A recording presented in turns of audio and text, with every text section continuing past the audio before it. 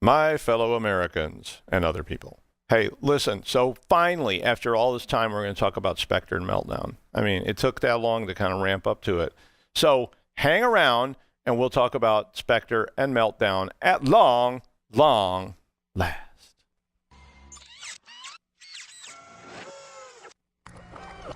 This is a Security Weekly production. Welcome to Secure Digital Life.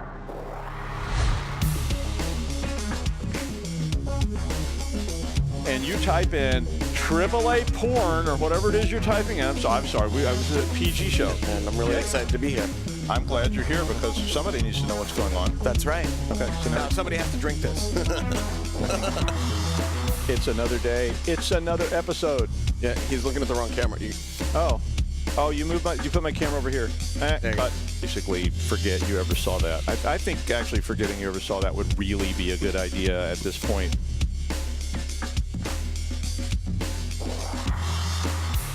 Oh, Lord, save us all from architecture disasters. But unfortunately, no, we're not.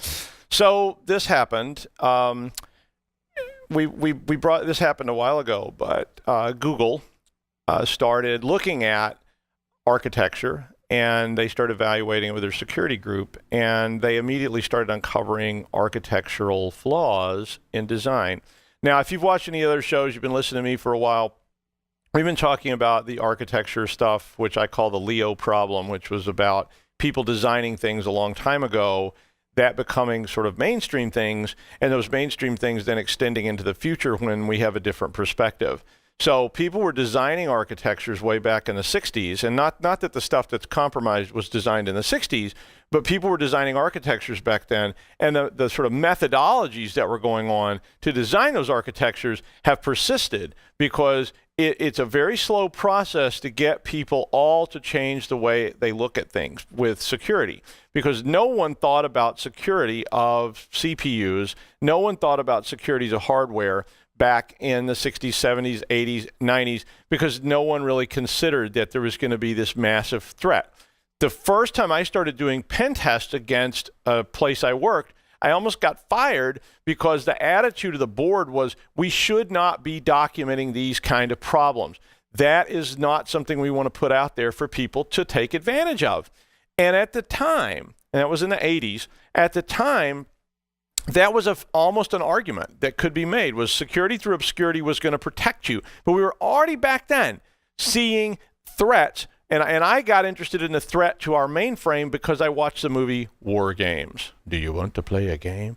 You remember that movie? It's an old movie with Matthew Broderick and Ali Sheedy. But the idea of it was this kid was using modems, like dial-up modems at 300 baud, to attack mainframe computers, and he gets involved in the government. And you go, wow. And I thought maybe the bank's vulnerable to that because we had dial-up modems. And all of a sudden I went out, I ran some exploits, and boom, all of a sudden it was like, ooh, there's a huge threat here.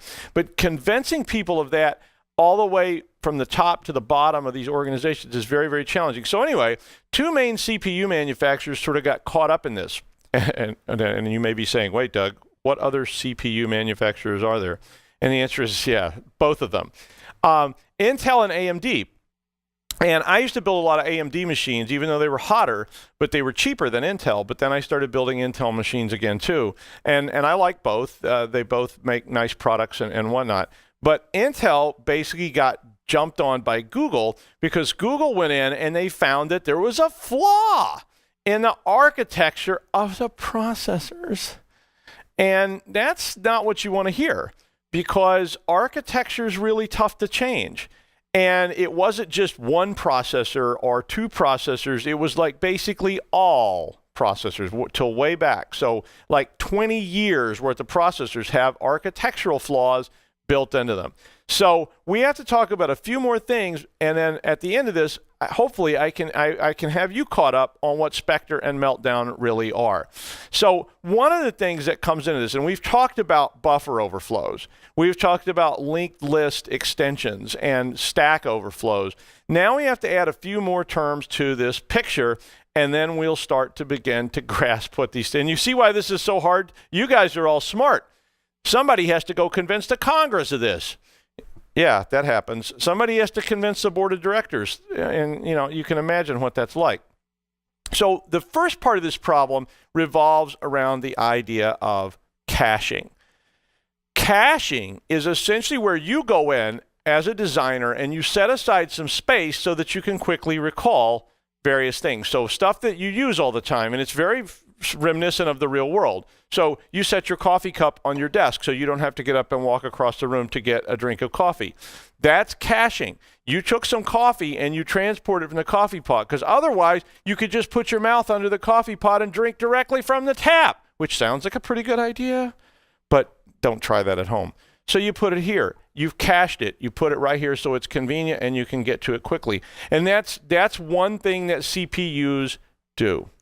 The second thing that CPUs do, and they do a lot of other stuff too, by the way, but the other thing they do is they started getting smarter.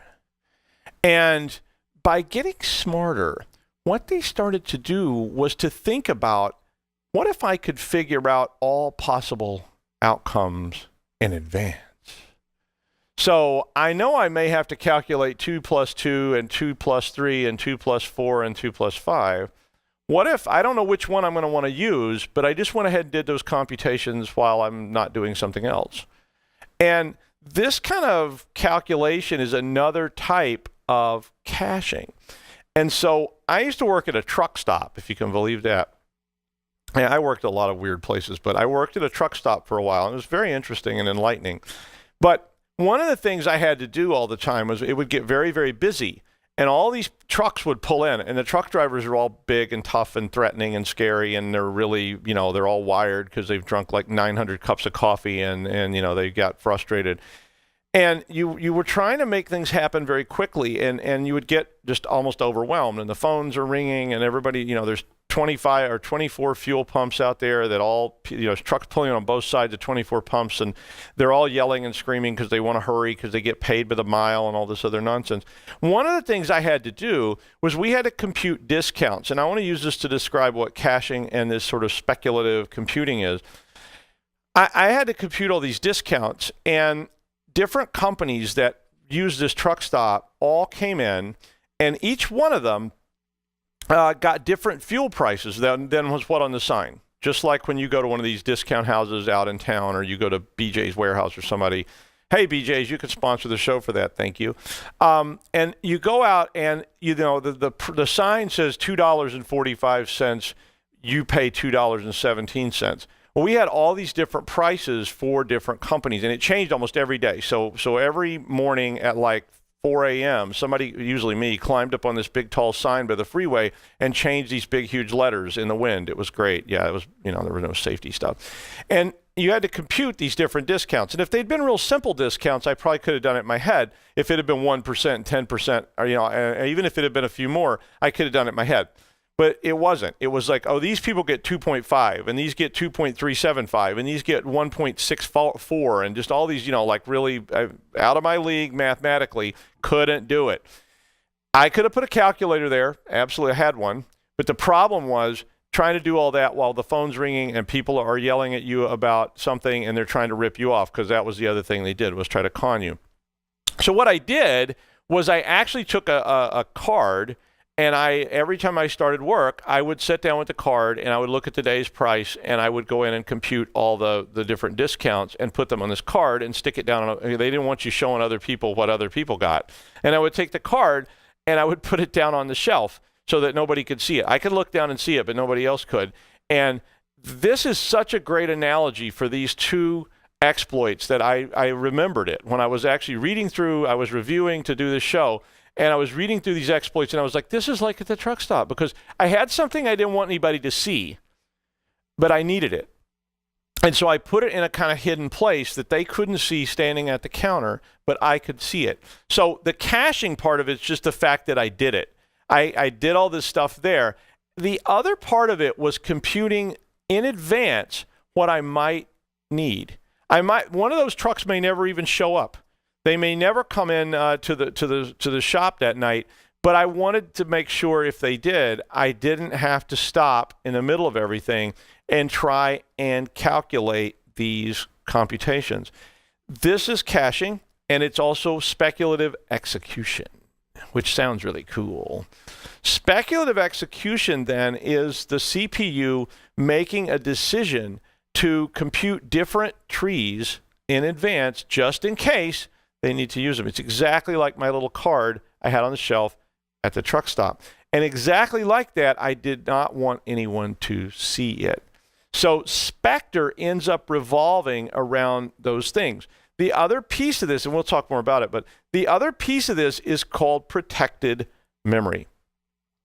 Protected memory means I need a place that I can compute things, I can store things, I can cache things that other applications cannot see. Just like I don't want the driver from this truck line to see the price the driver from the other truck line is paying, because then they start yapping about it. So I kept it on a card, and I'd moved it back so they couldn't see it, because they would actually try. They knew I had something down there, and they're always trying to see it. But basically, protected memory then becomes a place in the CPU or in memory or wherever it is where you put things that you don't want other people to see. AMD has something also called the Trusted Processing Module, which is the same kind of thing. So think of the CPU as having two different compartments on it. One compartment's just public space that everybody uses. The other one, you can actually use that trusted space and put your calculation, your key, your password, whatever it is, in that trusted space. So it becomes a kind of bank vault. And if it got compromised, and it could get compromised by a whole lot of different things, but if it gets compromised, all of a sudden someone can see those secret hidden things. Okay, so we're getting there. The other piece of this then is what is called a side channel attack. I put all this in the show notes if you're not getting all this, but a side channel attack is a term that we use in security to talk about getting to things you shouldn't be able to get to. Okay, sound familiar? So if you watch the last two shows where I was talking about linked list extensions and buffer overflows, the stack overflows and all that good stuff, if I can take that linked list and I can redirect that chain into another place because I know there's a piece of code stored there, that's called a side channel attack. If I can refer to a place in memory, so you remember, I think it was the last show, I was talking about Microsoft used to store the password in memory. And it was known where it was, because if you didn't know where it was, you could just go grab all the memory in an image, in memory forensics, we talked about that, and I can go pull the password right out of memory just by literally referring to the address. That's all I got to do. Like, oops. And all of a sudden, anybody that's using the system that has enough privilege to just look at memory, which then sometimes is no privilege at all, I just write a piece of code that goes and pulls down AF10, and boom, here comes the password right into my little program. And there were programs like that you could download or you could buy, and you could pull down passwords. They had password recovery programs that did just those very things. All those are side channel attacks. So whether you're using a linked list to do a really sophisticated side channel attack where the end of my linked list sticks out into that other memory space and pulls and starts running that piece of code and then pulls it back, we talked about that, or it's just literally me referencing a place in memory because I know something is there, all of a sudden I've got a redirected side channel attack. So now you know what that thing is. And that means, dun, dun, dun, finally, we could talk about Spectre and Meltdown.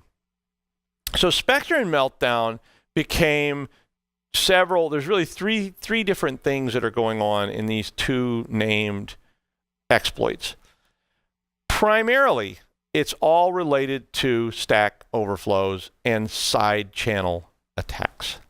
So by doing stack overflows and side channel attacks, I can then do some things I shouldn't be able to do. I put a link in the show notes to the Google Project Zero blog spot where they explained all this stuff. But let's talk about the three pieces then that go into Spectre and Meltdown. So Spectre is two things.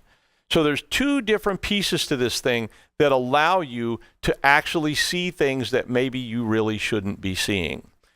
They're called a bounds check bypass. This was one of the exploits. And the other is called a branch target injection. And that's the two pieces of Spectre that allow you to see things you shouldn't. You're seeing my card with my stuff written on it. Meltdown is another one that's called a rogue data cache load. So we'll talk about what these things actually do. So a bounds check bypass then, so the first part of Spectre, this basically means that when something is using a speculative calculation, okay, remember we talked about that speculative calculation, it may actually be accessing protected space to do that calculation because pieces of the calculation are in protected memory. Uh-oh. And you say, okay, well, that's fine. Okay, no big deal, Doug. It's in protected memory. Everything is fine. We trust that. It's safe. It's never going to go wrong. Wrong. It went wrong. If we actually organize things, and remember that computer programs and architecture, whatever it is, all eventually boils down to at some point somebody literally sit down at a keyboard and said, this is the order of operations. Nice sequential stuff sitting on the stack. So the first part of this then is, what if a speculative calculation accessed protected memory? When does it do that? Oops. It does that before its security clearance is checked. Oh no. Because at some point we make a decision and say, you shouldn't be able to go in this door. But what if some guy walks through a door, and sometimes these are doors that we didn't expect people to walk through, like it's clearly labeled exit only, but somebody walks in the door anyway. I mean, all of us know friends or have done, gone in the theater through the exit trick, right? One person buys a ticket, then you go open the back door or fire exit and let 12 people come in so that, you can split the cost of the ticket. You don't do that. That's illegal. But what if you walk in the exit and see the alien corpses? Like, oh, and then you run back out the door. Well, this is what was going on in this first exploit that was found, was by causing certain types of speculative calculations to execute. So now you're having to write code that would trigger this or cause it to happen. You might be able to get your speculative code reaching into protected memory and pulling stuff back to you, and that led to ways to exploit the kernel, to do all kinds of nasty stuff. And really then what it boils down to in that first exploit is you're seeing things you shouldn't otherwise be able to see. And remember, you're seeing things in protected space. You're seeing the alien autopsy.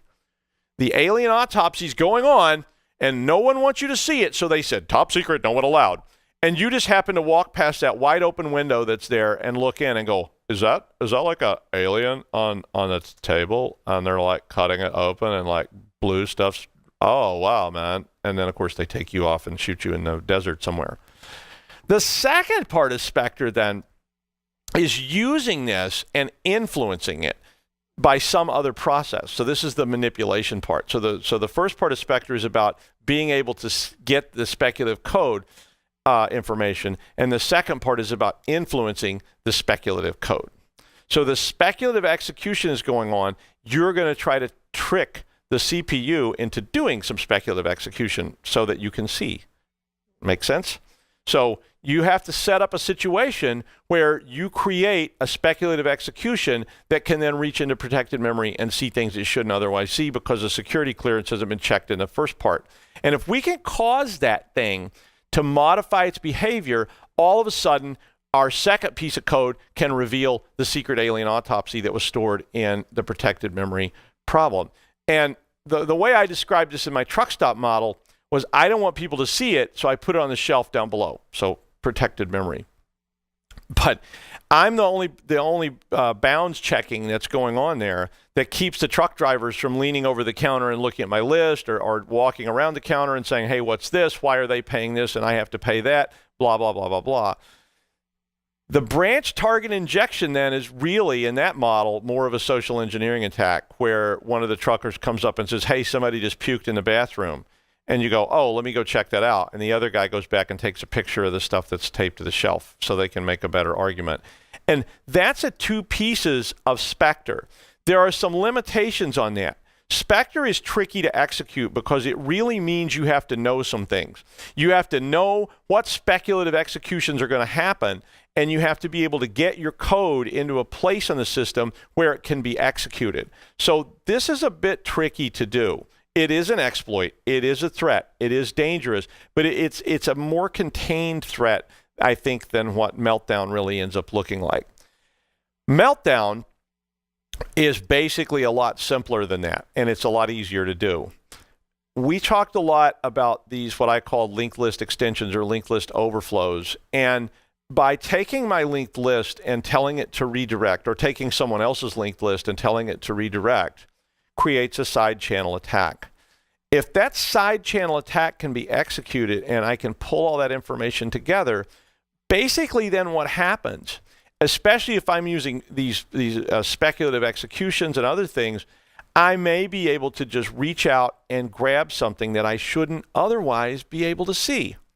So Meltdown basically is just another case of a linked list extension. It's not necessarily a linked list, mind you, but it's really just another case of that kind of linked list extension. And in the truck stop analogy, the way this worked was someone knows I've got the card under the desk, right? They know it's there. They saw me looking at it or whatever. They know where it is. They want to see it. I don't want them to. I'm sitting at the table. So instead of leaning over or doing it, they literally go outside, they drill a hole in the wall, and they slowly fish a little, flexible arm through there, grab my list, and pull it back to the wall. That's what Meltdown is doing. It's letting people reach into known locations in protected memory and pull stuff back. And what's in protected memory then? Passwords, keys, encryption, all kinds of things are stored in there that my application does not want you to see.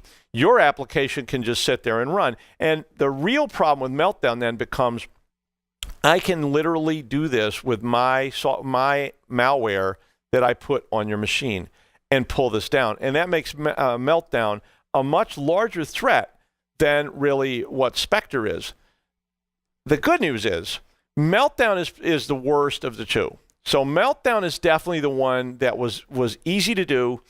It had more opportunity to be done, but it also is a fix. So what's happening with that is patches are being issued to stop Meltdown. Spectre is not as easy to do. It's much more esoteric. But, as we've all learned, in this world, assuming something is too difficult, too weird, nerds, means that's a foolish place to sit, right? So this whole idea of security through obscurity, which we've heard over and over and over since the 70s, is stupid, guys. Move on. Somebody will document how to do this. Somebody will write a tool to do it and will distribute it somewhere. And all of a sudden, a 12-year-old kid in Indonesia can run an attack on you or write malware. And somebody will release a toolkit, probably like the NSA or somebody. Because, well, they won't release it, but it'll get stolen. And all of a sudden, you have a toolkit that's sitting out there, like Eternal Blue and all those kind of things, that other people can use to build new malware that takes advantage of those two things. Spectre is a lot harder to patch. It is in the architecture. It's a way the architecture basically works. Meltdown's a matter of blocking access to places. So if I know where things are stored and I know my card was on that counter, and so now instead of that I take a cover and I put over it and I lock the door, so I have to take extra steps. And that's the last piece of the analogy. I put a metal door on the shelf so that now the truck driver can't sneak a little grabber in and pull my card out and run off with it.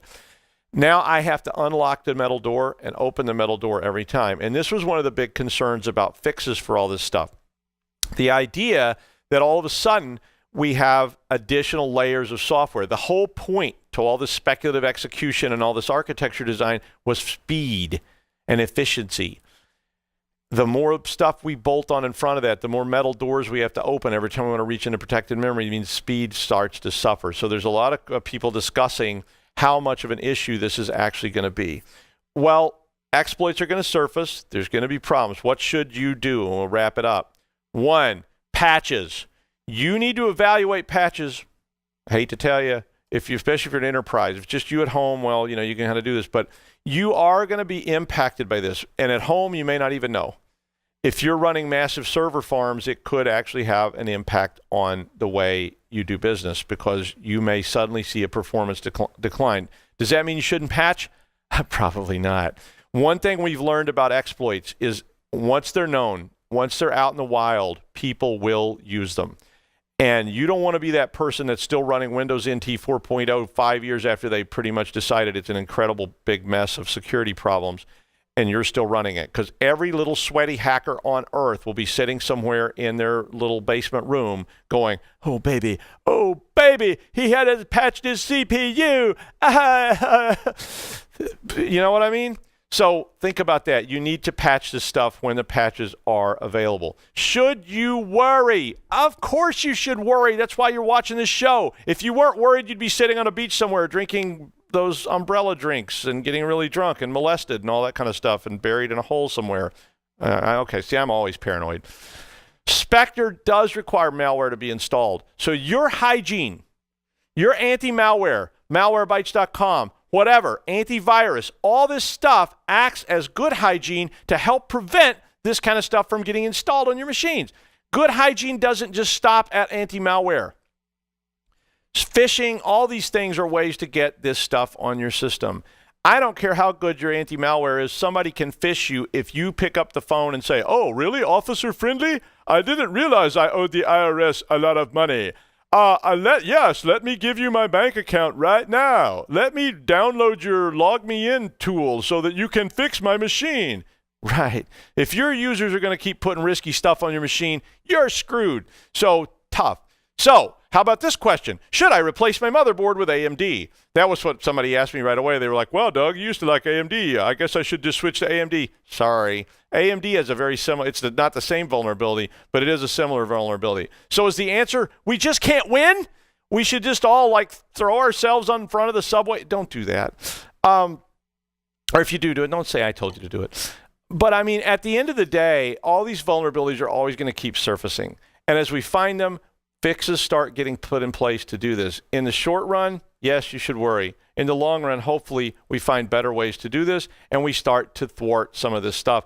Hopefully, in the really long run, we come up with better architecture where these things are not even real issues at all. I'm glad someone found them. We know they're there. That means you could put layers of security in front of it so that it's harder for that to happen, so that you start reducing your risk profile, and you start setting yourself up so that you don't get exploited by Spectre and Meltdown.